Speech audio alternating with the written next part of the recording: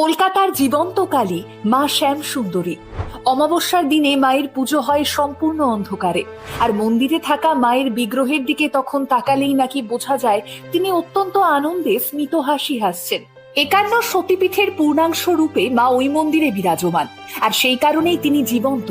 ভক্তদের ডাকে তিনি প্রত্যক্ষভাবেই সাড়া দেন। মন থেকে মায়ের কাছে কিছু চাইলে নাকি তিনি কোনো ভক্তকেই খালি হাতে ফেরান না। কথিত আছে, সুদূর অতীতে মায়ের এক বিশেষ ভক্ত তার পরিবারের সকল সদস্যের মধ্যে সব থেকে বেশি শ্যামবর্ণের ছিলেন, যে কারণে তিনি ছোট থেকেই দুঃখ পেতেন। এদিকে এক আত্মীয়ের বাড়িতে গিয়ে মা শ্যামসুন্দরীর ছবি দেখে আত্মীয়ের কাছে তিনি জানতে চান কে ইনি, আর তখন সেই আত্মীয় তাকে জানান ইনি হলেন শ্যামা কালী। তখন ওই ভক্ত অনুভব করেছিলেন যে তাকেও তো সবাই তার গায়ের রঙের জন্য শ্যামা বলেই ডাকেন, আর তখনই শ্যামসুন্দরীকে নিজের প্রিয়জন বলেই মনে করতে থাকেন তিনি। আর তখন থেকেই মায়ের নাম হয়